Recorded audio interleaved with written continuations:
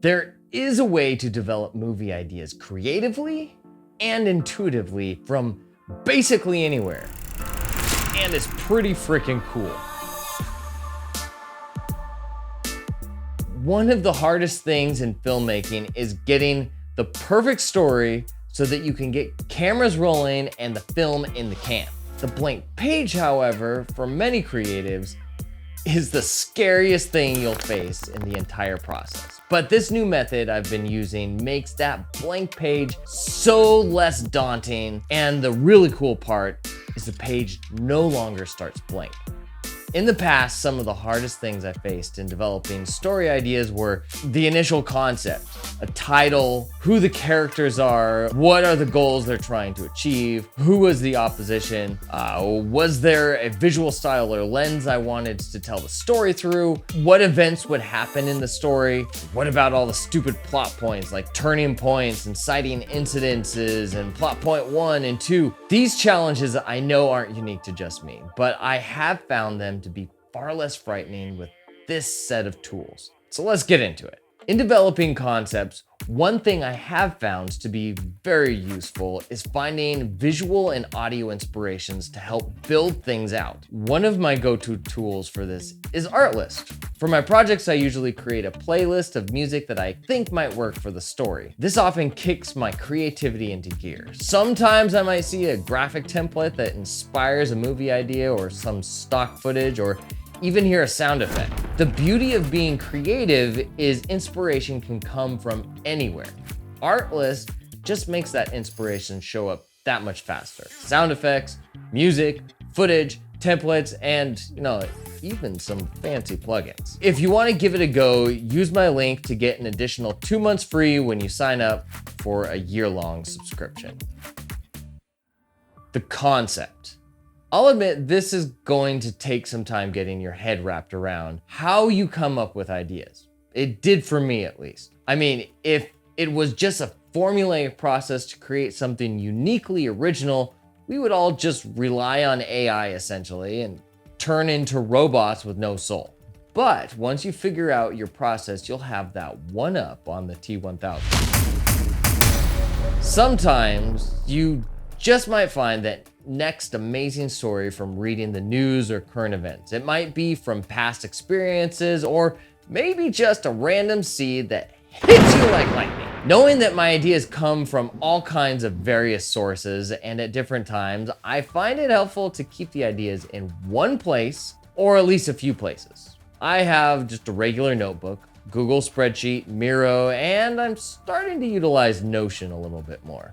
Your number one objective here is to have a place to keep track of all of your ideas. Key is it needs to be easy for you. As a creative, ideas probably won't come at you in the same way every single time. So having a way to track things with some flexibility is pretty darn important. Sometimes I have a title, sometimes I have a basic concept or a style I want to experiment with. All of these can track either in a notebook or digitally and then reference them later. This too is pretty darn important that you don't lose these. Then you'd have a blank page to start with all over again. Coming up with the concept or idea is only the starting point. You still need to develop your characters, craft an outline, basically just figure out the whole style and genre of your story. This is where the concept board has proven to be extremely useful in my whole process. I've been working with two very helpful things, Miro and utilizing a story clock for outlining. Miro is a great way to keep a board of your ideas in a digital world. If you're collaborating with creatives in different locations, then using Miro is like having a big digital corkboard that you can post your ideas on. In Miro, I drop in images or scene cards or just general notes of what I think would be interesting for the story. Which brings us to the story clock. I might use the story clock differently than some, but what I love about it is my entire story is visible in one glance. I don't need to go scrolling through endless pages of a long form outline to see if I miss something. With the story clock, I just drop my scene cards in a circular form. If I know my film's target length, I also will know if I'm missing something. If the clock is empty of scene cards at a certain time in the clock, I know something in the story needs to be filled. But by far, my favorite part of this outlining approach is I can tell when I have plot holes because I can easily mark when something is a setup and find where it builds and where it pays off in the film. And it looks super cool.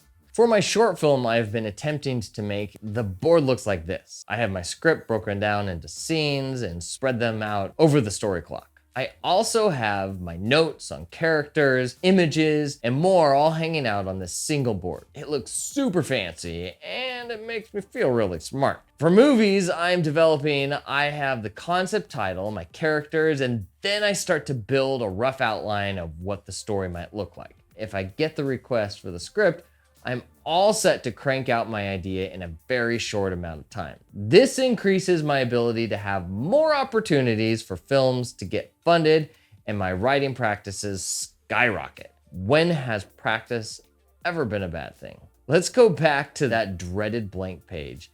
You've been asked for a script, or it could be as simple as you just want to write one. If you've been developing your concept board and know the script you want to write, then you are set, my friend. Pull up that board, look at what your opening ideas are, and you can start writing. Ideally, you have spent a good amount of time developing your characters and building escalations to help you in crafting your screenplay. Assuming you've done all that, your blank page should be conquerable with your concept board in hand. You've got images, you've got scenes, you've got escalations, you've got characters, you've got goals, conflicts, setups, builds, payoffs, music, sound effects. The list goes on.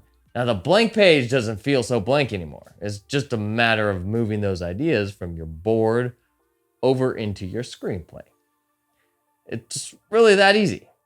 But if you need some additional help with your ideas or your characters, maybe check out this video right here.